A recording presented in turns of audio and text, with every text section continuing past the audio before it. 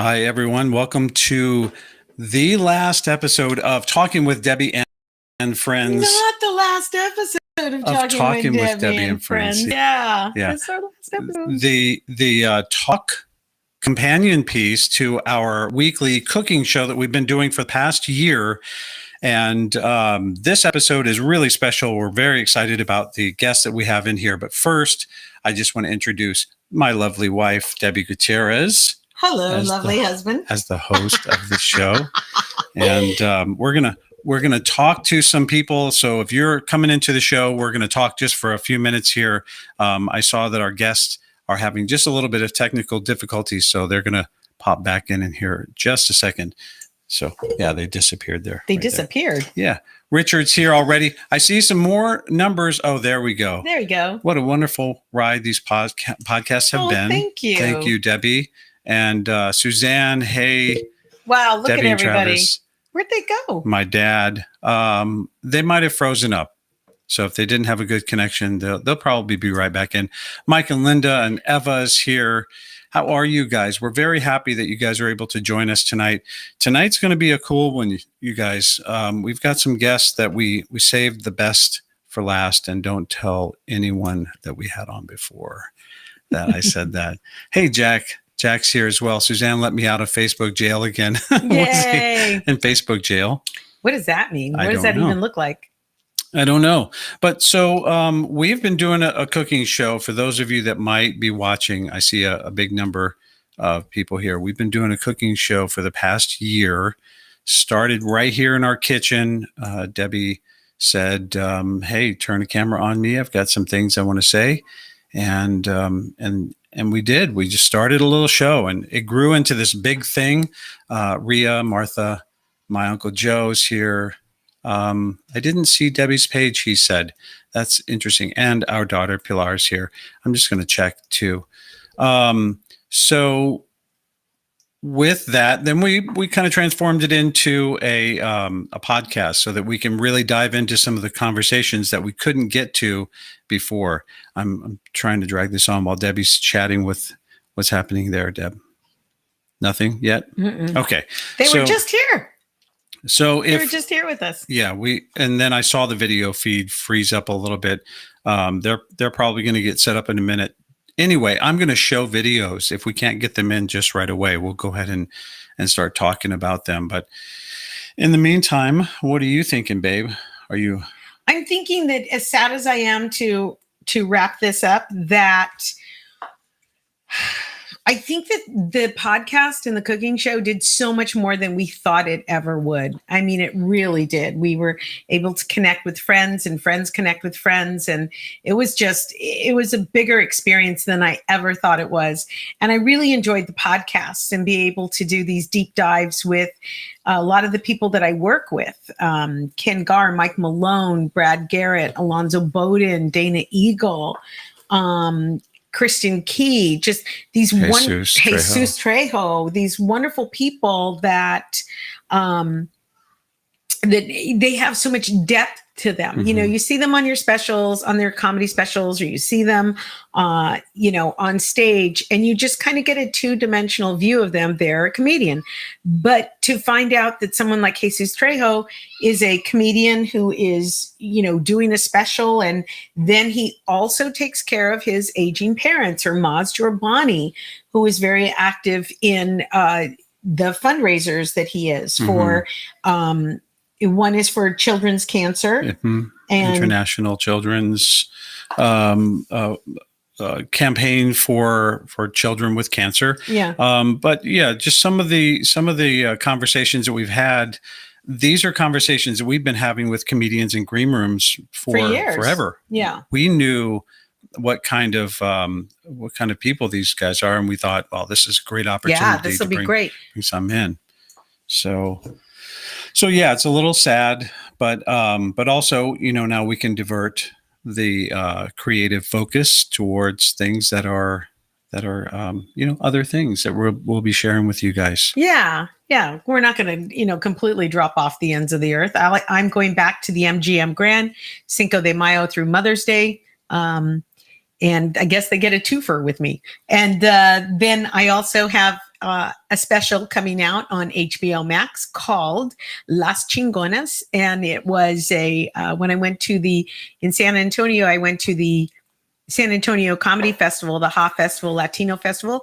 And myself and about 7 other Latinas took the stage, and we just hit it hard, and lots of new material, lots of fierce fun. And so HBO is interested in putting that up. So they sent over all the paperwork. So that special will be on HBO. Yeah. We'll let you know when. And that was one that we didn't really even think, you didn't think that was going to, I mean, we didn't really know that they were filming for Debbie's set at that time. So you went out there and you were pretty ballsy. I think so. Yeah, you were just fierce, like you said. Yeah. So what we need is your help, because our last show is going to be Sunday. So for our last show, could you please, before then, hit me up on Facebook or Messenger, or even my email, and let me know what shows did you like, whether it was a podcast or a cooking show, or, there could have been several that you liked. So, let us know which ones you like. We were going over it the other day and remembering some of them that we did, Oh, yeah. Sometimes, and we do talk about the shows that we've done before, and we'll definitely have a list of all the meals that we've made and go through them. Well, yeah, because I've got all that on a form. Yeah, I want to talk about some of the stuff that we've made, but we talk about that often because, as we're setting up another cooking show, we're like, wait, did we make this before? And I'm pretty impressed that Debbie has made so many meals that we didn't repeat, and some of them had side dishes and extras, desserts and stuff too. So it just worked with you, and now it keeps saying retry after a few seconds of connecting. So we had them in the studio. We were just chatting with them. And then they lost their connection. So we're gonna keep trying. Yeah, we'll just These give are it a second. people that get set on fire for a living. So if they can get set on fire, they can certainly connect to the interwebs. Yeah, it's no secret. You guys have probably already seen you've already seen the description. This is a couple that are stunt people. You work with them with the technology, and I will talk to the peoples. Hello, peoples. So I met Nancy when I did the eBay commercial, and on the eBay commercial, they originally wanted to hang me from a crane and dangle me over the freeway, and they said, "Oh no, we need to get a stunt person to come in and do that." Well, as it turns out, there were a number of things that I would have to do that the stunt person would probably be a better fit for, including roller skating downhill, which they didn't end up using.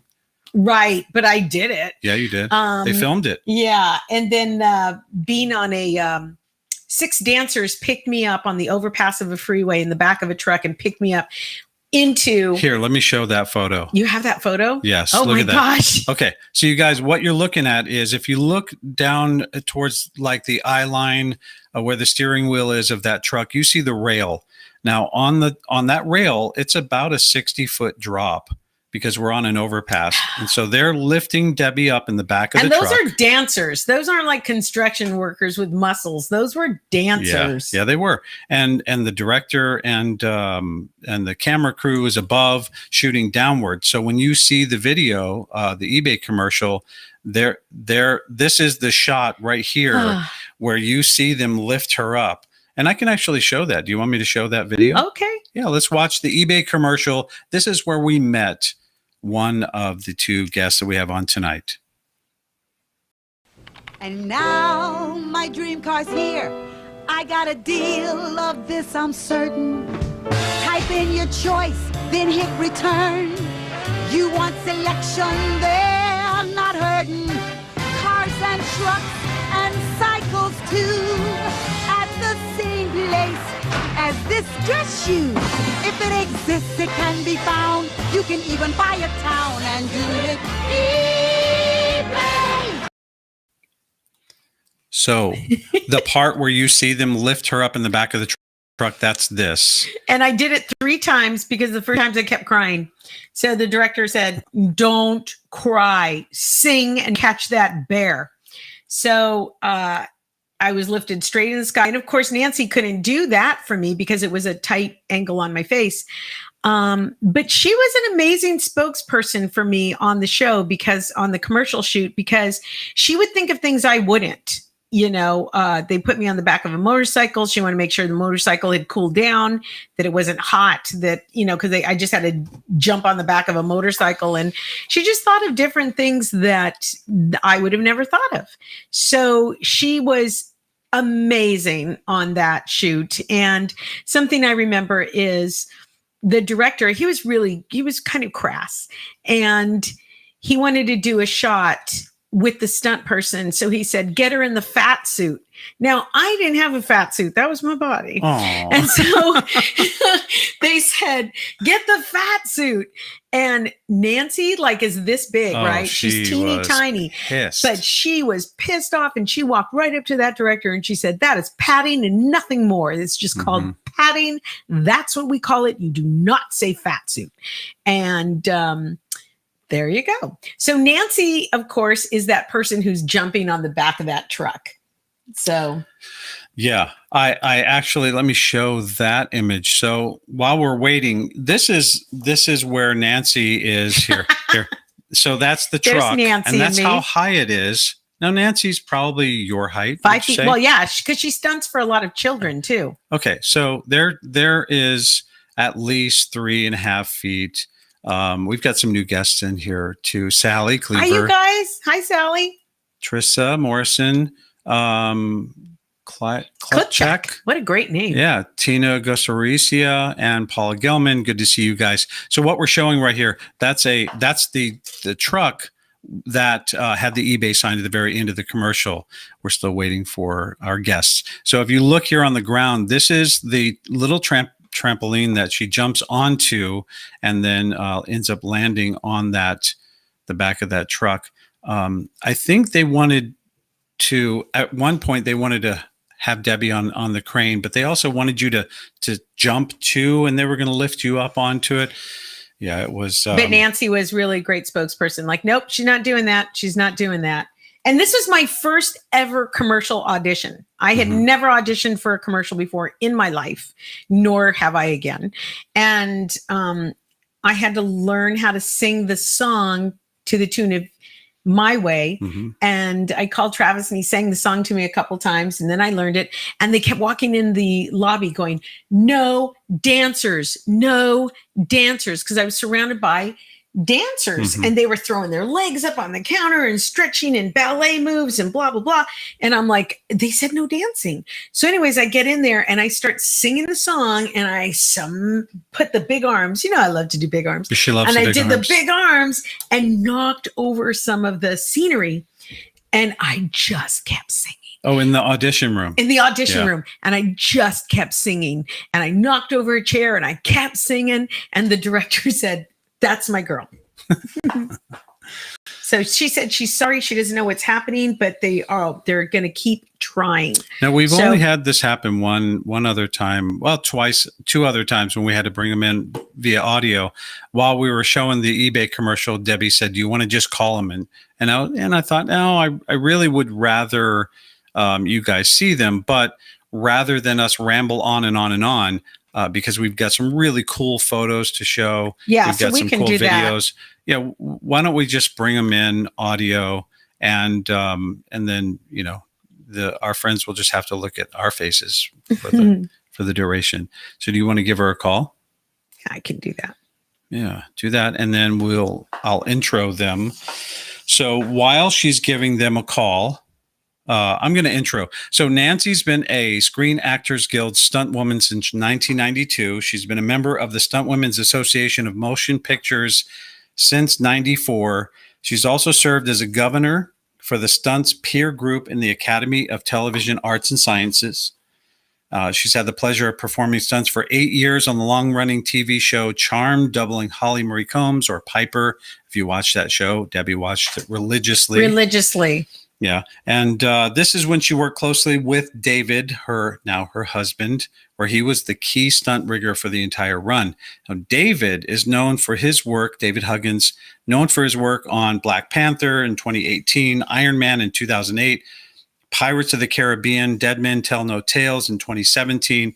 He's a former firefighter from Texas who designs and builds all of his own air rams, ratchet, winches. I don't know what all that is. It sounds fancy. It's rigging for stunts. And he uses those to create the action scenes for movies. Yes, you will need those. For like Mission Impossible 4, Transformers 1, 2, and 3, Legion, Jupiter Ascending, and more. Hi, Nance. And we have on the phone right now. I don't know what the issue is. That's all right. We got you on the phone. You are live. You're live on our podcast on the phone. Well, hi, everybody. We're still trying to get this. Here, let me hold it. Remind me later. Just remind me later. Sorry, we're trying to open it on David's computer. I don't know why we're having issues. We saw your pretty little faces earlier. Do you have a teenager at home that can help you? I wish. Well, no, not really. I'm like, oh my goodness. They can set themselves on fire. They can surely figure out this interweb situation. Yeah. So no stress. We have you on the phone. And Nancy is like an archivalist. Is that a word? Archive. I don't know what you're saying. That she just documents everything. She has so many beautiful, wonderful pictures. Oh yeah, we have. So she has sent us so many photos, so we can show those while we chat. While David's figuring that out. But don't stress. First of all, everybody, please say hello to Nancy and David and give them a little applause. Yay! Nancy and David. Hello, everybody. So I'm going to show this photo, Nancy, of you and David. On Charmed. Look, you both look about 12 years old. Oh, look, there you are. There they are. Hang on, let's. Hi. Oh, we see you. Okay. I had to get a different computer. Hi, there guys. You go. Oh my gosh. Hi. Aren't they cute, you guys? Believe it or not, Nancy is a grown woman. I know she looks like she's 24. She always looks like she's 24. She's going to look young forever. You are, Nancy. Oh, my goodness. So everybody, please welcome Nancy Thurston-Hugghins and David Huggins. Yay! So glad to have you with us. That was quite a stunt. Woo! Technology. It's great when it works, and when it doesn't, it's the most frustrating thing, especially when it just worked 5 minutes ago with you. Right. Yeah. Right. And in your world, there is no room for mistakes. Not one. No. Not anyway. Yeah. Oh my gosh. So we want to show a picture of you came on just as we were showing a picture of the two of you. Can you see it? That was a little while ago. That was a little. Oh my God. Yeah. That was a minute ago, huh, Dave? Yeah, no joke. So that was from Heroes?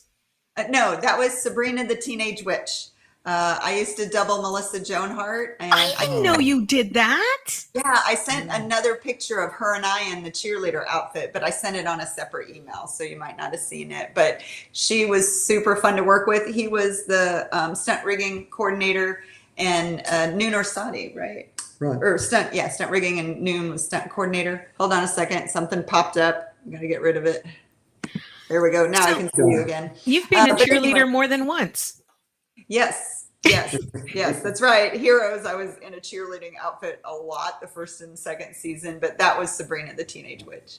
I remember when you got Heroes and you said, Debbie, it's a cheerleader and her superpower is she never dies or she never gets hurt. I'm like, oh my God, you're going to be on that show forever. You're working all the time. Yeah, 4 years. Wish it could have been a little longer, but it was a fun 4 years. And then we just showed the eBay commercial, and that's how we met. And you were so amazingly protective of me on that shoot.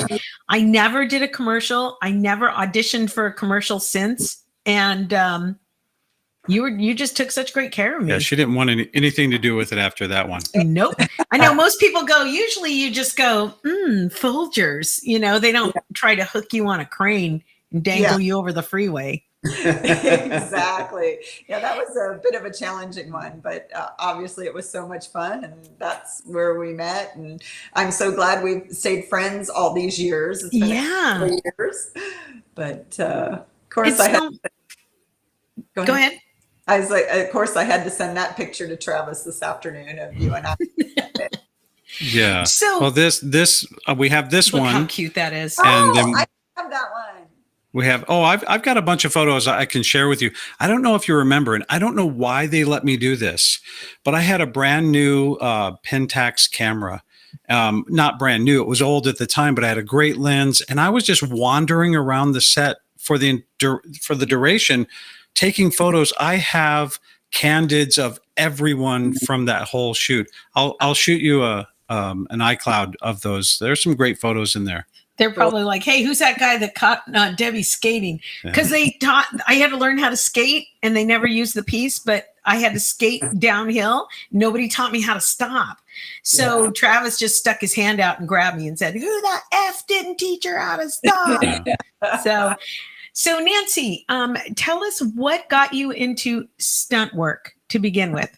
Geez, well, I grew up watching Charlie's Angels, Wonder Woman, Bionic Woman, all these action-packed women, strong women shows, plus all the other fun action shows.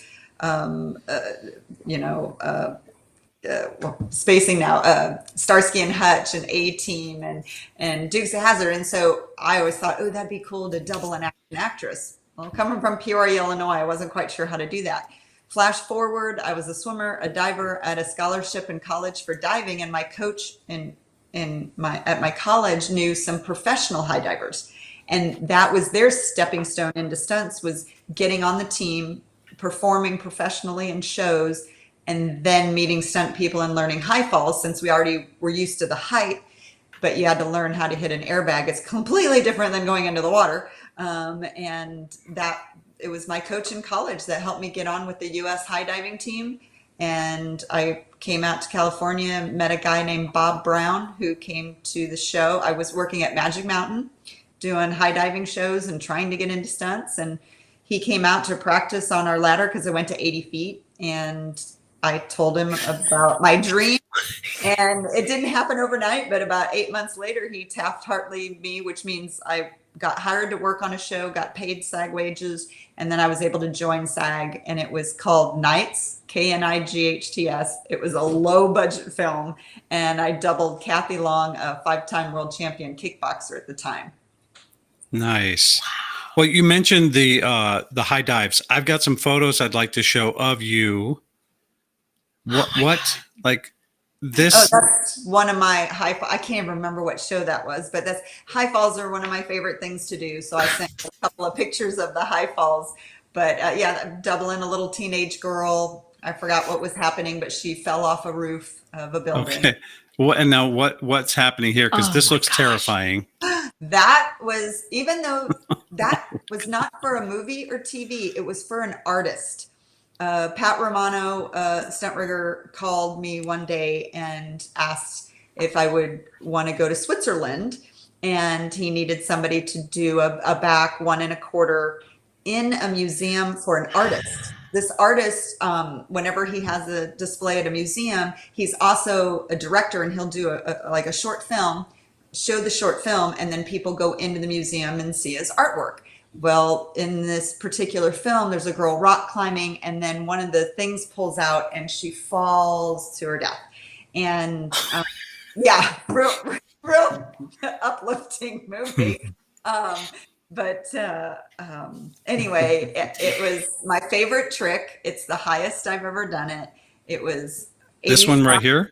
Yes, it was a back 1 1/4. But the scariest thing, if you look, it was in kind of a V part of the building. Those are, levels on that side. And so I couldn't push off at all. we call it melt. I had to melt off at my very beginning. God. I couldn't push or I'd go too far and hit the other wall. So it was fun and exciting, but terrifying. It was for Matthew Barney, I believe his name was. And it was in a museum in Switzerland. That's wild. And so this is the way I look every time I'm with Nancy. Yeah, she's in awe. So how did you guys? Tylenol. So you two met probably somewhere around this time period. Yes, sir. How did you did you instantly fall in love when you didn't get hurt after a stunt and he had rigged you, or how did that happen? I'll let him start it. Yeah, let's hear it first. How did you get in? How did you get started stunting? in stunt work? I was a firefighter in Texas, and there was a guy in Dallas that was going to Las Vegas to do a fire burn, and he wanted a fire safety guy. Sure. And my brother told him that I could come along and help, My brother was a firefighter as well, and he knew my brother, and we went, and I did that. And then he asked me if I'd work on another film with him, and I said yes. And it was several months later, I took off some time from the fire department and went and worked, and that's where I got Taft-Hartley. And then that was it. I started doing that, and then after I did, I guess maybe I think 12 films with him whenever I quit the fire department. And then I moved out to Los Angeles and started going from there. Is like fire and explosion, is that your favorite thing to do, or what is your, because fireman, I don't know. I mean, I love the explosions. This is also us listening to David tell stories about when he was in the fire department. Yeah. Oh, yeah. You tied a shopping cart onto a flagpole. How does anybody even do that? The audience has no idea what you're talking about. Neither do I, but do you remember when he said he did that? No. Did you do that, or am I high? Am I high? You're high. He's not high. Did you attach something to a flagpole that shouldn't have been there and strung it up as a firefighter? He can't tell you that. Okay. He's going to get in trouble. Sorry. But let me show you Pranks, so. this video that you guys sent over today. I'm blown away. I love it. Now, a little known fact about me, when I was in the Marine Corps, one of my specialties was demolitions. So anytime I see big boom, I go, wow, yes, that's beautiful. This video that you sent over today, I want to talk about it after, but let me show what this looks like.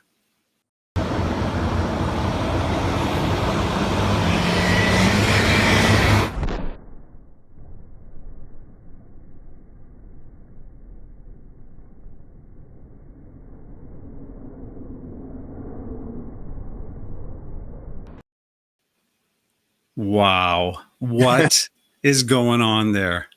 Well, that was on Fast and Furious, on Fast and Furious 8. And we were on the ice. We were up in Iceland, and we were dragging a guy on the hood of a car is what it was. I mean, on a door of a car on the ice.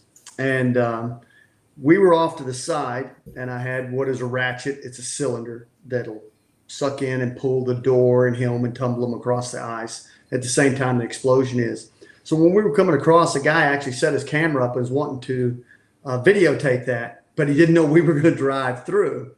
But we were driving, keeping his lines tight against him. So we were following him, and he was being drugged by a little four-wheeler that was pulling ahead of that tank. And he was supposed to be swinging out from beside the tank. Well, I had my wires attached to him. We kept him tight. The guy against the cab of that truck was the effects guy calling for the explosion. The guy in the middle was pulling the slack to keep his lines tight, because you don't want to hit the button with a loose line. It would really snap them hard. So we kept the lines tight, and that was the truss sticking up on the back of the truck. And the ratchet was laying down in the bed of the truck, that flat bed. So the lines were to him, and as we got to that point, they hit the explosion. Same time I hit the button. You can see me. I'm on the very end of the back of the truck, and I'm leaned out, and I'm hitting the button. And that's pulling him and everything out of the fire, keeping him from being in the flames. It's a pretty good explosion there, obviously. Beautiful. And, Wow. yeah, and that was just on the move. But it just so happened the guy set the camera there because he wanted to videotape. He was an effects guy. Wanted to videotape the explosion. And then we drove through a shot. Well, the next day he calls me up and said I was erasing some shots, some video, and I thought this was just ruined. And he goes, I watched it. You might want it. And so he gave me that one. It was beautiful. It was beautiful. Yeah. I like that one. That was a good one. It's one of my Just favorites. an accidental video, and it was perfect. And we don't normally get to see that sort of a view into what stunt people do and effects people do. That's a really unique view. Is that right?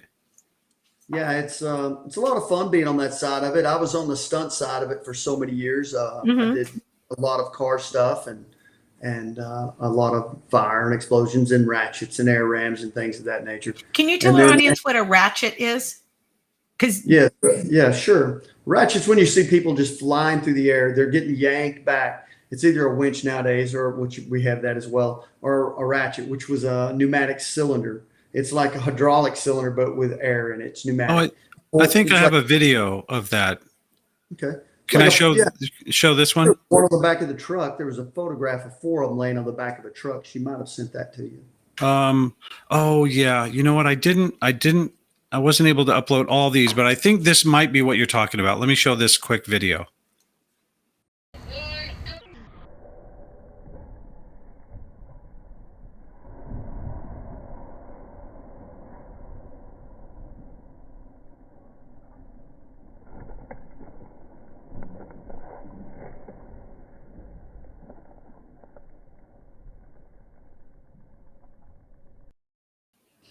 That looks so badass. Is that an example of what you're talking about? Yeah, that was on Black Panther. That was, it would be like when he had this power and exploded it and everybody went flying out from that. That's what they wanted to see. So we went and we would shoot that ourselves, and then they would come in and say, yeah, that's what we want. Where was the camera? And then we'll go out and we'll put it in the field and shoot wherever they want. What it is the cylinder pulls in. As the cylinder pulls in, that's what propels the person. He's on the end of the line. It's tight. You got air pressure on it. When you hit the button, it fills with air rapidly, and it'll pull them and send them flying in the air. So that's what it was. We had several of them set up at that time, obviously. So and how much do you practice something like that? Yeah, I was thinking that it's not just ready, set, go. Like how many times do you talk through this before you actually do it? Because you're a coordinator, right, David? Right. You're a stunt coordinator. I'm stunt rigging coordinator. I do mostly just the rigging. That's what I like to do. I've always liked the rigging end of it. What we do is I'll usually set it up. I'll take one person at a time. I'll put him on the wire, and we'll start off at a low pressure, and we'll bump through probably 3. Usually gets me really quick to where we want to be, and we'll know what it's going to be. And I put pads. I pad everything. So no matter where they land, it's good, but we know where they should be landing anyway. But it still hurts, right? Well, we take the pads out. We take the pads out during the shot, so then they're going to the ground. But all the way up until then, like if I'm pulling them through a doorway and they're going into a room and they're hitting a table or whatever they may be hitting at the time, couch, table, chairs, whatever, I'll put pads in the position of all of those in the same heights and everything. So when they come through, we know right where they're going and what they're going to hit. So if we want them to hit the top of a table, we'll get them hitting the top of the pad and rolling off of that, coming off of that, and then we'll pull everything tight. We take all of our notes, we set the table in there, and then whenever they come in to shoot, we can pull the trigger and it puts them right on the spot. But the ratchets and stuff have come a long way. The ones I've got now will be in hundredths of a second. I can set it up. So if I push the button, it will go for as long as it wants to go, for whatever time limit I set. And then if I have people, like you saw that explosion with everybody going, if I had people out 6 feet from them, I could have waited a 1/10 of a second or 100th of a second and fired there. So the concussion would look like those started up, and then the ones behind them would start up, and the ones behind them would start up. And so now it's all on a computer, and we can control who goes when and for how long they go. And control their speed down to the ground. So it still looks like a fast fall into the ground, but we can take just enough of the speed off that it's not going to hurt them. Yeah. Wow. And you actually won a couple awards, one for Black Panther. Yay. Yes. Yeah, that was this one. Thank you. That was that one. Congratulations. You have a 2019 Screen Actors Guild Award for Key Stunt Rigging Coordinator for Black Panther. How exciting. Congratulations. Yeah. That's a beautiful award. And it's not the only award, right? No, there's another award. We want to hear about that Black Panther award, but this 2018 World Stunt Award, or Taurus Award, for Key Stunt Rigging Coordinator on Pirates of the Caribbean, Dead Men Tell No Tales. That looks massive. We were talking just before. How much does that weigh? I've never weighed it, but I think it weighs about 25 to 35 pounds. I mean, it's heavy. Here's your award. Thank you for the hernia. Congratulations. I think awesome. We started to talk and then we grazed right over it, but talk about how you met. How did that romance go? Did you just like lasso her and just rig her into your life? You're like, you're mine. No, we actually met years ago on a show called Star Kid. and she was working. She was on a Ferris wheel, and the Ferris wheel broke, and she falls in the little cage, girl. doubling a little girl, and that came down. That's the first time I saw her and met her. And then, Sorry, you're the only husband that has that story. The first time I met her, No, she was falling out of a falling Ferris off wheel. a Ferris wheel. She got caught. I set her on fire and then hit her with a car. Yeah, exactly. Yeah. I apologize. Go ahead. So that's where you saw her. Yeah, and then it was later on we ended up working. We worked on a couple of little TV series, little parts here and there, and then on a TV series called Charmed. And for 8 years we were on that. And so it was toward the end of Charmed when we started dating. Yeah. And we've been together ever since. I can't believe it's been almost 16 years. No. Yeah. Yeah, it's always been David and Nancy and David, Yeah. because Travis asked me, well, how'd they meet? And I go, it's always just been them. Yeah. They've Yeah. always Had no just been idea. together. And Charmed was an amazing series. Just amazing. There were stunts every single episode. And you doubled for the actress who played Piper. Piper, yes, Holly Marie Combs. She was awesome. I really enjoyed working with her and all the girls in cast and crew. It was like a family. We really had a good time, and it was a dream come true. I mean, like I said, Wonder Woman, Bionic Woman, Charlie's Angels, and then she was a superhero. She didn't die, so Yeah. got to double her for 8 years before I doubled Hayden on Heroes. And Nooner Sadi, what a great guy to work with, our stunt coordinator. He was such a great rigging coordinator. And, all of us girls and anybody that came onto set, we always felt very safe with him. I loved working on that show, being challenged with so many different stunts, working with Dana and Dorinda, who doubled the other girls. Mm-hmm. We all were like sisters. Yeah. And then our nephew, Michael, ended up coming out, doubling my character's boyfriend, then later husband, Leo. So Michael Huggins and I did a lot of stunts together because of our characters that we doubled. But that was a blessing and a dream come true. And he just, made us all feel really comfortable. And like I said, we practice. He builds great equipment and we rehearse. And they're such a good team, him and Noon. Yeah, we were a good team. We had a lot of fun together. Definitely. Now you started your own company. Do you still work with some of these people that you worked with before, or? Yeah. I'll bring in the equipment on different shows and stuff. I'm kind of semi-retired. It's 32 years now, so I'm kind of backing out of it a little bit. Yeah. But my nephews are still running the equipment, and I do keep the equipment still going and updating. In fact, that's what I'm doing right now. That's what I was at the shop today, was updating some of the ratchets. I'm going to Generation 3 on those now, and they're doing really well. Nice. Yeah, I saw on your website, stage1stunts.com, your nephews, and I thought, man, this guy is going to live forever, or he's just moving into this role where he doesn't have to do the dirty work anymore.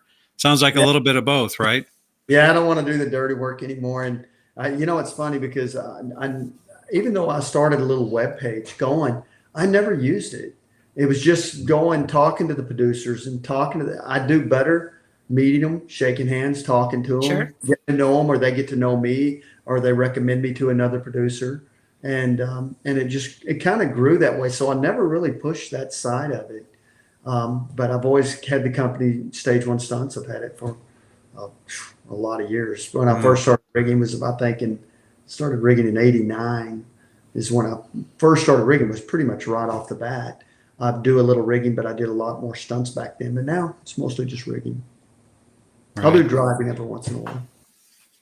And by driving, because Nancy pointed out to me that the drivers are stunt people. It's not just the person that's getting hit by a car. It's a driver. And will you have a favorite person to work with? Like, I trust this person to hit me with the car? Yeah, I'm not going to get hit by a car anymore. No? Been there, done that. Not happening. No. How about you, Nancy? No?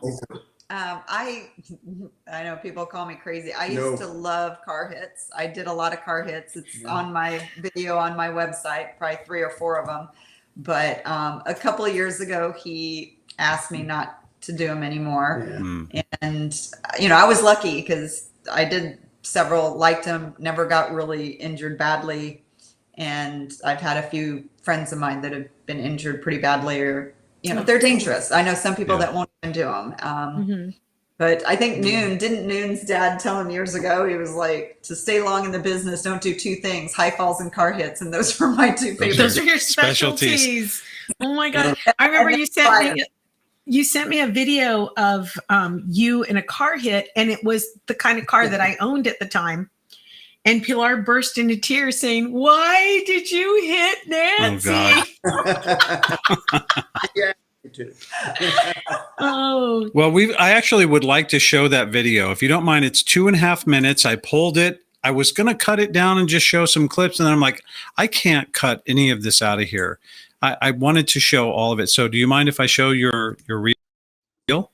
Sure. I wish we had. And it's going to. Oh, audience, get ready. Yeah. This is gonna be It's awesome. badass. And we're going to see some of your work in there too, right, David? Oh, some of his rigging. Maybe some of the rigging. But yeah, I wish we were real, but we just didn't have time to find it. We've got compute stuff all over. And You guys are busy getting hit by cars. I don't know. Yeah, audience, when you get yourself a cocktail, get ready for this, because it is the most impressive 2.5 minutes you're going to see. It's very good footage. The most impressive 2.5 minutes you've seen in the last 5 years. That's right. Here we go.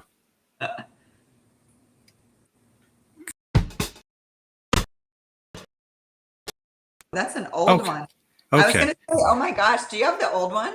I think I do have the old one. And it was kind of stuttering there for a second. What happened? I want to see But it. I can't do a false start. We have to show it now. But it's really great footage. Yeah. Oh, I thought you had the new one from the NancyThurston.com right now. I think I did pull this from that website. Let's have a look at it, and then you can tell me if there's better footage we can point people to. I'm curious. Okay. Okay.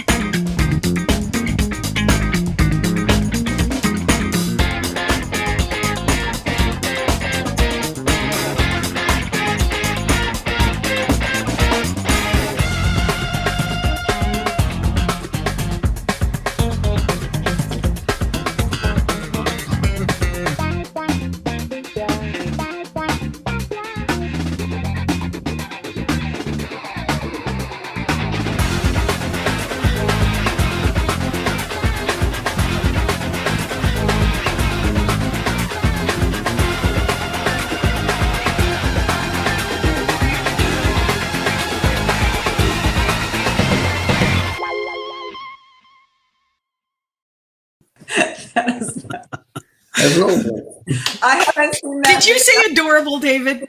Oh my gosh. That was an old film. That's an That was old way I'm back. sorry. Go ahead, Nancy. What were you going to say?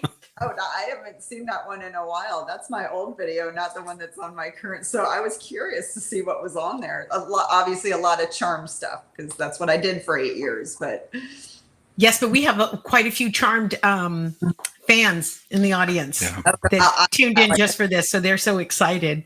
Thank you for watching the show. Like I said, I loved working on it. It was a I was so blessed to have that show, and I just can't say enough how much fun I had on it, and how thankful I was to Noon to give me the opportunity to double her and stay doubling her. It's hard to get hooked in with an actress and stay with them. Yeah. And do you have a relationship with the actors and actresses that you double? Does that have something to do with them asking for you? I mean, sometimes. One time I had an actress ask for me, Kelly Martin. I had doubled her on a show, super sweet. And a year or so later, she asked the coordinator for me, and he didn't know me. So he called me out of the blue. I was working on Titanic, and I get this call from a coordinator who's known to be, kind of a tough guy. So I had never really hustled him or worked with him before. Calls me out of the blue to work, and he's like, an actress asked for you, and I don't know you, but this is what I'm going to do.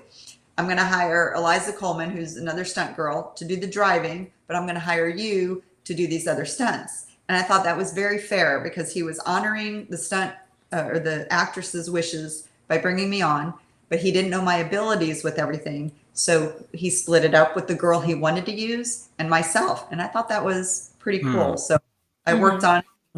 But yeah, not very often do you get an actor or actress to ask for you. So when it does happen, it feels pretty good that they remembered you. Yeah.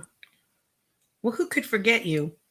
You're so wonderful. You really are. You really are. I want to tell a story about your wedding. First of all, one of the most beautiful weddings I've ever been to in my life. That was a fun wedding. It was so much fun. Yeah. It was beautiful. It was fun. I have never seen a cake, because the both of you traveled so much, and your cake were suitcases with actual passport stamps. It was just unbelievable. You were the most beautiful bride. What a great wedding. But you were beautiful too, David. Yeah, you were pretty good, David. You cleaned up. So, but when it was time to do the bouquet toss, the DJ says, we're inviting all the ladies to the floor, whether you're single or married, because it's considered a blessing to catch the bouquet. I'm like, all right. So I go out there, and there's two girls next to me like this, Nancy. I'm not even kidding, like this. They're like, getting ready to jump like this. And then one goes, I got a new knee. And the other one goes, I got a new hip. And one of them said, I swear to God, if you catch it, I'm going to take it from you. I'm like, I don't want to do this anymore. There were some tough looking ladies. That was probably Spice and Ace. I think it was. Yeah. Yeah. Oh my gosh. So how much trust goes into working with somebody? What you do for a living, your profession is considered the utmost when it comes to work ethic. Like, you're not going to find anybody more ethical than a stunt pro. And that's because you literally have your back, his back, her back, your own back. I mean, it is just coordinated so beautifully. So how do you build that trust and keep it going? Well, I would say that if you're going to be doing stunts, everybody needs to understand the rigging and what stunt they're doing. They fully need to understand it so that they can also be protecting themselves and seeing how it's set up. You want somebody that's set the stuff up before. We usually do a lot of rehearsals over time and build their trust that way. When I have them on the wire work, we'll do bag tests first, weight the lines with the same as their body weight, and go through all the motions with that. And then we'll add them in, and we'll go at 25% speed, 50% speed, 75% speed. And then we'll go on into 100% speed and work out all the bugs as we're doing it, and pad everything. We want everybody to be safe. Everybody wants to be safe. Nobody wants to be hurt. You're not making money if you're hurt. So that's basically it. We try to take care of each other, and everybody looks out for everybody. We do. We say, if you'll be sitting there talking, and like the guy's going to land here, and somebody says, well, what if his ankle hits this? Hey, you know what? Let's put a pad there. And that's what we do. So it's everybody looking, and it's from experience, past experience, that you know things that may come up. So you try to protect yourself from them.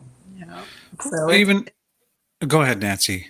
Oh, I was going to say it's a lot of, like he said, a lot of rehearsal, a lot of talking through. I mean, just last month we worked together on a show with Noon and Michael. And so it was so fun for all of us to work together again. And we were doing some driving scenes. We were doing what's called ND driving, which is nondescript. We weren't doubling anybody specific, but they needed people to do a pattern for the people that were doubling the main actors to weave in and out of us.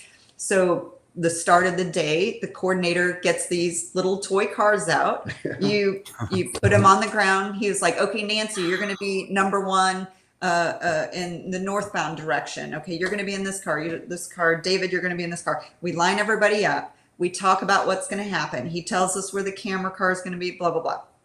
We do that. Then you don't just get in your cars. We physically stand in the street, walk it. So, because you can work bugs out, or you can go, oh, wait a minute, this is like, this happened to us. They were supposed to have the street locked off. There were two cars, we call them bogies. We were like, we have a bogey here. This isn't anybody that belongs to production, and it's not one of the indie stunt cars. And we were getting ready to rehearse after we walked through it, and a couple of us realized these cars weren't moving. We were downtown Atlanta. And they didn't have a tow truck on set. They couldn't get a hold of anybody. So they brought, what were those called? The wheels? Yeah, they just go under the wheels with some rollers, and then they lift the car up at each wheel and they roll it. They just pushed it around the corner. They roll it around the corner and set it down. Doesn't hurt the car. No. So someone came out and their car was moved? We had to move it because the streets. We owned it. We own the streets. They go and they put things on the poles and stuff that say no parking. But some people don't all the way through there. There's no parking on this date during this time. And then people come in and park anyway. And then they just transportation comes and loads them up and moves them somehow. So it's Yep. And we what all they have get. radios in the cars. And like there was one time we were about to go, and some people, there's supposed to be lockups and stuff. But occasionally something happens, or somebody walks out of the side of a building, is in the middle of the street we're filming. And these two girls were walking like they just got done shopping. And I was on my radio and we were about to roll, and I said, hey, we got two bogies walking on the sidewalk right here. And so they made sure security came and got them. And so we're very safe, and you walk through and then go, like he said, slow speed, medium speed, and then, go at the speed they need for the filming. Is there ever an easy? you have to work a lot. Go ahead. I'm sorry. You have to work a lot with effects guys, because they're going to be setting off the explosions and the fire and stuff. So we're usually talking to them and how far is that firebolt going to travel? How close is it going to get to us? Is it going to, reach us at all? And sometimes it's supposed to hit us and wrap around us as we get pulled out of it or something. But you got to trust the effects guys too, and you surround yourself with good people. You get a lot of good professionals together that's been doing it for a lot of years. It's amazing what they can pull off. It's all about communication. Do you take your awards?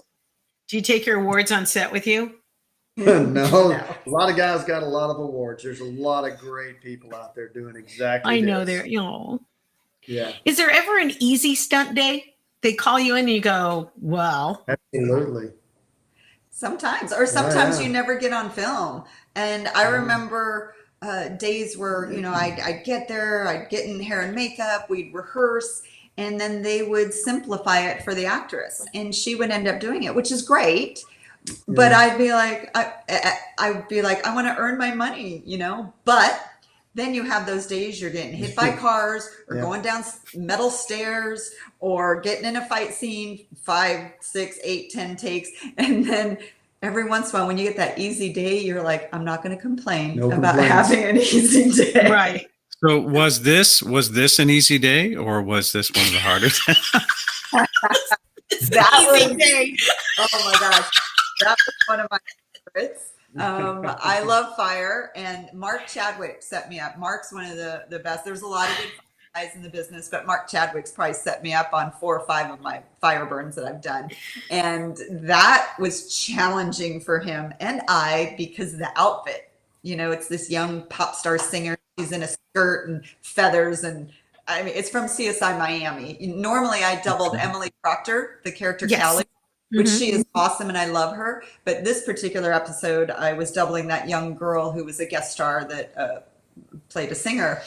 But that was that was a challenging one, but I loved it. A full burn, and having to, you know, do a few moves and then hit my mark. Yeah, I mean, we got it in one take. Yeah, where did you go? Like, it looks like you're about to stage dive into this crowd. How could you have escaped this? And there's only a minimal time period where you can be on fire, right? Correct. I mean, they've come a long way with fire and gel and everything, but I've done a lot of firework. I love firework, but you don't do it to, you know, break a record. How long can I be on fire? I do what the scene calls for, you know? Yeah. And so you're right. You don't need to be on fire. You do. And again, you walk it and rehearse it dry, you know, without your Nomex and wardrobe on, you know, so that you know what the director wants, you know, where your ending mark needs to be for camera. But yeah, it's a catwalk, you know, it's a stage. She was performing, she gets tasered, some fan or weird person tasers her, and because of whatever makeup, something catches on fire. That's what's happening. Is she's dancing and performing, and then something happens and she bursts into flames and everybody starts freaking out. That would have been cool to dive into the audience, but not for them. Yeah, not for them. No. Not for them. For them. Is it different for a stunt woman versus a stunt man when it comes to something like padding? Because if you are doubling for, you know, an actress that's wearing a midriff and shorts or high heels or whatever it is, I mean, there's no room for padding there. Is that a problem? You are correct. Years ago, I mean, kind of the joke was, what's the difference between a stunt man and a stunt woman? Wardrobe. Yeah. I had to do on Wild Wild West, not the movie. I wish I worked on the movie. I worked on the music video, and I'm working with the double that doubles Will Smith. And he is in, you know, jeans and this like long black coat, fully covered, right? I am in boots and this bustier and fishnets and nothing. And we have to run and jump through glass and roll. And it's just, I mean, you can't complain about it. You know, you deal with it or get out. But yes, that is challenging for us, is our wardrobe sometimes. And it's funny because Gary Gercio, I used to play softball with him, great stunt guy, and he doubles, I think it's Rob Schneider, and he had to do a scene where he's in his underwear and you know, swings and falls and what he goes, and he was talking about it, and oh my God, and all I had was I couldn't hide padding blow. And I said, welcome to a stunt woman's nightmare, you know, wardrobe you know, challenge every day. So kind of funny. But yes, that's one of the biggest differences is, yes, the wardrobe we end up wearing, but it's still fun, but it's challenging. Now, when you kiss each other goodbye and go to work, are you ever concerned for the other one? No, I don't think about that. I don't worry about that. And because he's so safe and we've been doing it for so long. And now that he's retired, so he's semi-retired. He's slowing down. But we're trying to, people keep, you know, reeling him back in, but he's trying to back out. And it's like the mafia. I was almost out. Exactly. That's exactly right. Got it. When you say no and you're not going to do it again, you'll get the phone call and say, we've known each other a long time. I need you. Yeah, and they're like, please. And he's like, all right. But no, I don't think about that. Yeah. No, and it's fun to take off more time now and then to get a call for a show and get to see everybody again and going to do that. So it's a blast either way. Yeah. I love it. I've always liked my career. I've always been very happy with it. Yeah. One time fortunately it was him that called me, not somebody else, but he called me and said, I'm in the hospital, but I'm okay. Not a great way to start a conversation, but at least I wasn't worried because he was the one calling. Now, if someone had called me, like Richard or one of his friends, then I would have been really panicked. But he wanted to give me an update. You know, something happened. You know, and it wasn't even his fault or their rigging fault. Something else. We won't talk about it. Something happened on set. He got hit, got injured, but it had nothing to do with the stunt or anything he was rigging up. It was something else that happened on set, and thank goodness he was okay. Is that the camera one? Mm-hmm.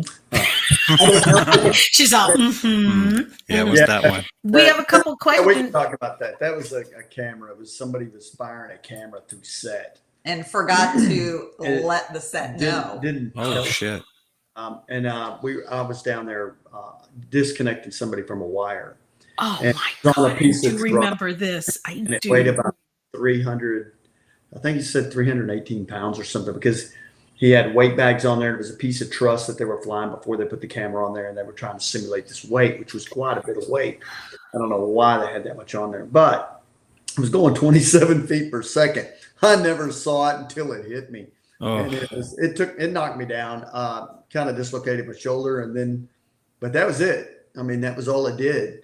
I was surprised that I really didn't get hurt, but it knocked me to the ground fastest I've ever been. You knocked did to a the ground. back three and it hit you, and you did like a back Yeah, I three did. quarter. And Back 3/4 right back to my chest, man. I mean, it was fast. wow.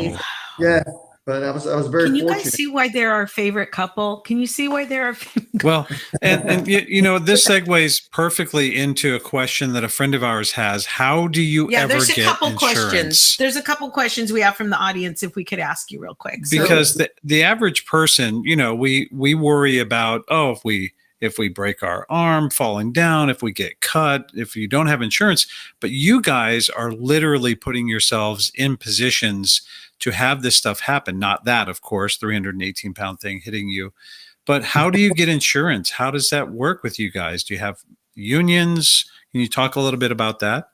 Well, life insurance is hard to get, but when you're working on a Sorry. show, no, it's all good. When you're working on this show, it's you know, you're on workman's comp. we're in Screen Actors Screen Guild. Actors Guild, so we're insured as far as that goes for any injuries or anything like that. Outside of that, it was difficult to get life insurance. Now I'm doing rigging. It's not so difficult. Yeah, years ago, Yeah. before I even, Yeah. I know some stunt people said they couldn't get life insurance. After a while, there are some companies and you can. And then with just our regular health insurance, we have it through SAG, through our union. So we have health coverage and we do have life insurance. But yeah, you're right. It was pretty hard to get that for a while. So Somebody has a question. Do you know the plot of the scene before the stunt? And how does it feel to watch the final scene? you want to- Oh, go ahead. Well, I was going to say, I love when I get to work, there's usually sides and sides. What those are is it's a mini call sheet. So you kind of see who's working, kind of the scenes and what's going to be shot that day. And then, you know, the dialogue, like on a show that I'm doubling somebody, I would read, you know, what's happening. And then I would find my action first. Okay, this is the action. This is what I'm going to be doing today. But I would read the before and after because I like that. I like to know what's happening. I like to know what's happening before and after. And also being a good stunt double, you know, kind of knowing your actress, her movements, her, you know, just the way that she moves or might do something that helps, like with a stunt and the way that you end up laying. Then when they come in, I show them how they're laying. But I like to know, and I liked to, and that show was fun to watch. So especially that show, I did like watching the final scene. You know, once it's it's so crazy. You know, the mass chaos, that putting it together, and then when you see the final product, it's kind of cool. But I not everybody watches, like there's so many shows he's done, he's like, I've never seen it, I don't know, you know? Really, David? You don't go back and take a look? I have on some. It depends on what all was really done. I usually have a lot of footage of behind the scenes setting up the stunts and setting up the rigging. When I did the stunts, I'd like to see them. You know, I'd try to get the footage when I could. Yeah, and that's something that's really hard for us, is getting footage or still shots, because of course they don't allow cameras on set. They don't want you to take pictures because of course they don't want anything out before it comes out. So it's really hard to get action shots. A lot of times we have to capture them from a video once it comes out, or, you know, have somebody hiding in the wings, but you know, you just don't want to get in trouble. Yeah, so and on Charmed, when we did Charmed, I had a was- camera with a wide angle lens and they didn't mind. I'd go in there and hide it in potted plants and stuff where I would get the best shots. And that way I could get shots of me or anybody doing stunts or all the, the people flying through the air. I'd put it in there and afterwards I'd go back and get that. So I've got a lot of footage from it. It's all art. It's just, I just haven't gone through it. Now I'm hoping to start going through it. I've got probably 6 terabytes of photos and video. Wow. Yeah, I got quite a bit. Well, 8 years and all the action that he did. That was just double. on Charm, but for I've been collecting it for 30 years, 30 plus years. So I've got a lot of footage of a lot of people. So I want to start putting them in folders and getting them to all my friends eventually. Well, that I was watching the reel, and I've watched your reel, Nancy, even though it's a little older, and the footage that you sent over today, the clips I showed earlier, I could watch that all day long. I mean, if you put that 6 terabytes into a 6-hour movie, I would sit and watch it. Well, just go watch 6 Underground, because that's just nothing but action. That was his last big action film, Michael Bay, and it's nothing but action. Yeah, well, Michael Bay, I've done, I think, about 7 films with Michael, and it's Is that always this guy right? This guy here? Yes. Yeah, that's Michael Bay. Not the guy with the beard. No, not that handsome. That handsome guy with the beard is David. Now, David, couldn't they take some of your film and study and teach? I guess you could. Never thought of it that way. Oh yeah, those are wonderful. If you did want to see a lot of action, now the 6 Underground on Netflix, that is action from beginning to end. I went over there on that one, and it was just go, and it was madness. And Michael Bay likes to see the real action. He wants you out there in the middle of it. He wants the real deal. And I like that about him. He gives us some great opportunities, and we get to do a lot of really good footage. So that film has a lot of stunts in it. I think I lost about 30 pounds on that show, and I'm a thin guy. God. Yeah. I'm skinny anyway, but I mean, it was like I was drinking double espressos every 2 hours. Trying to keep a friend of mine was bringing them and handing them to me, and we would just go and go and go. And I'm really glad that we did that film. That was a lot of fun. If you do see it, you will see a lot of people in the air, a lot of car crash. Wow. Now, is that's on Netflix? Correct. Yes. Okay, 6 Underground. So just 6, the number, and then Underground on Netflix. With Ryan Reynolds. It was really good. It was a lot of fun. We'll be watching that tonight. Yeah. Get ready. It's a lot of action. It sounds like I don't know if you remember Ronin, that old movie. That was just like one long car crash scene. Just one of the most intense movies, and it's really old if you've never seen it. I love those kind of movies. I got her into John Wick, so we ended up watching the John Wick movies, which are just action packed like that. So yeah, we'll be watching 6 Underground. It's funny because sometimes I'll be watching something and I go, I think that's Nancy. She does that a lot. I think that's, but a lot of times I'm right. Like I'll text her, like, is that you in a mall in a shooting carrying 2 shopping bags? Yep, that's me. I don't know why I can tell. I can always tell my Nancy. So how does stunt performers, how do they pivot? What kind of career pivot as you slow down or look into this is going to be my third act? How do you do that? What are you looking at? Well, for me, it's I got hot rods. I like building hot rods. I had hot rods when I was young. Oh, that's right. So I'm collecting hot rods now. I've got a bunch of them now. I really enjoy building the hot rods, but I still maintain and do maintenance and build and design new equipment, high-speed winches and stuff for the guys that are still operating all this, like my nephews, and I got some other friends that keep the equipment out. So I get to keep doing that, and I get to show up and work on occasion. So that keeps the fire fed a little bit, and then I get to come home and build hot rods. So I really like it. I'm having fun. Yeah. Well, Good. started as a stuntman, then stunt rigger, and then, like you said, now semi-retiring, he has more time to work with his cars. I did stunts for a long time and loved doubling people. And then I did a little bit of stunt coordinating and I started to push that. But when we got together, I didn't know he was going to be such a full-time job. And with him and his girls and the stage 1 stunts and everything. So my focus, it's okay because a lot of people go from stunt person to stunt coordinator to second unit director. That's a progression in our business with some people, if that's your desire. And other people just stay stunt performers the whole time or do it for a while and then do something else. But I try to keep him and everything straight, and it's a handful, but She's a I great love it. full-time assistant. Let me tell you, I couldn't get all this done without her. Yeah, She's awesome. Oh yeah, Oh, it's thanks. great. Good organizing, that's for sure. She is. We're a good team. You are. Oh my gosh. We know that you have a long day tomorrow, David, so we don't want to keep you too And it's long. 3 hours later there, so it's after Oh my 11. God.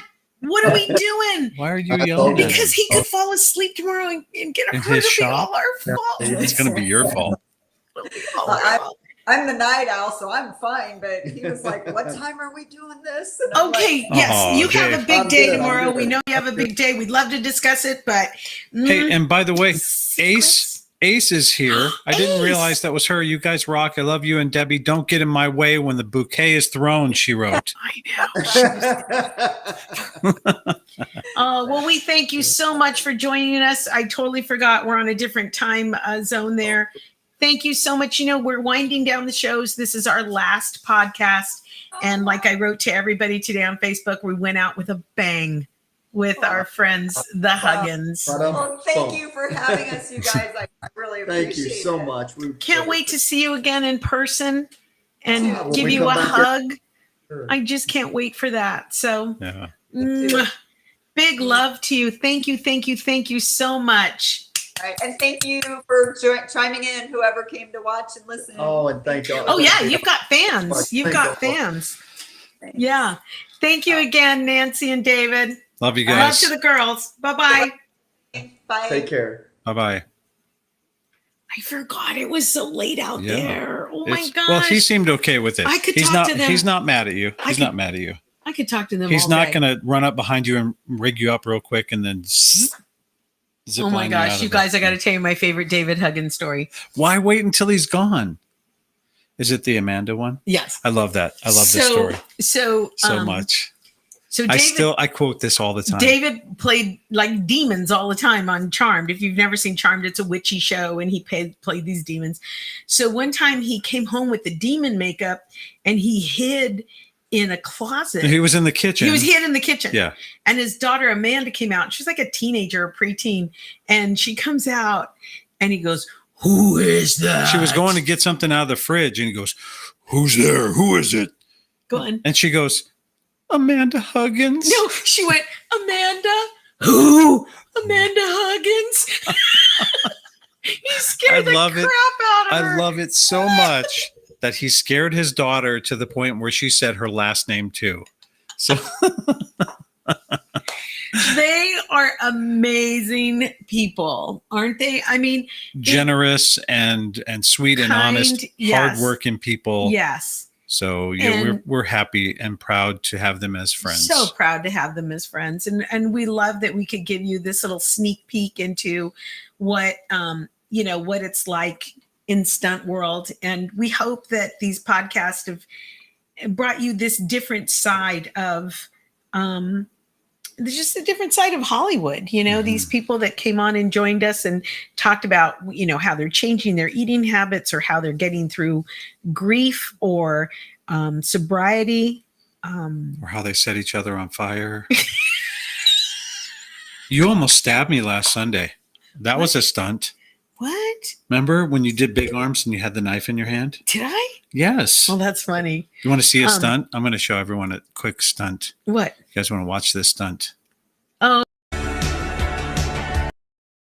Okay, that's all you get. Shut again. Hang on. This is me doing a stunt. That's all you get, I wish though. you could put one up of Pilar roller skating. That was hilarious. That was pretty funny. Yeah, I can't do it that quick. I have a really quick stunt person story that's so funny. So my friend Brad Garrett was in Fargo, and he plays a mob boss, and he's getting hunted down.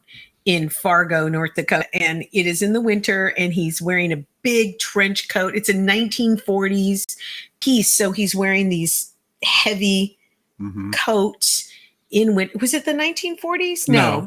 It was just heavy. Anyway. It was heavy wardrobe, right, to run in the snow. So anyways. And dress shoes. And Brett can't run. And he goes, he was never, even with the height, he was just never an athlete. So he didn't know how to run. So they tried it for a whole day. Wasn't working because they were doing an aerial shot of him running. So the next day he comes out on the set and he's all dressed. He has his coffee. He turns around. There's a guy sitting right next to him dressed exactly like him. So he's like, guess I'm getting doubled. So the guy just runs. That's all he did was run from point A to point B. They got the shot, and he turned to Brad. He goes, first time they ever called me into work for a jog. A jog. And Nancy would get called into Charmed. She'd say, oh, it's just a real easy day. I just need a spider to crawl over my hand. Because the actress that played Piper was afraid of snakes and spiders, and they were big in the series. So sometimes that's Nancy's foot with a snake going around it, or her hand with the spider going in and out of it. So yeah, so they get called in if an actor's afraid of mice or rats or spiders or interesting, right? Pilar wants the stunt one more time, encore. So just one more time.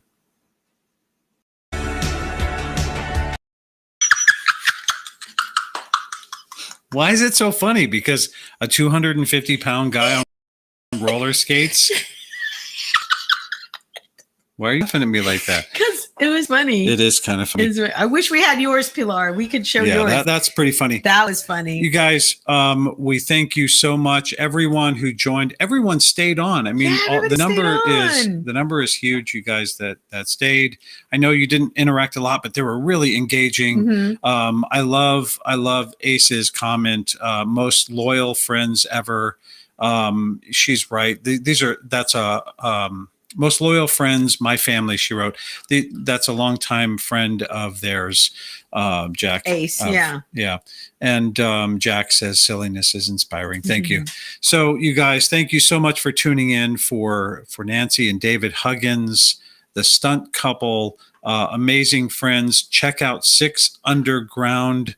I think that's it, Debbie. I don't think it's going to go more. Okay. Yeah. No more comments and there. then Nancy, of course, you can always find back episodes of Charmed or Heroes. They've been in The Walking Dead.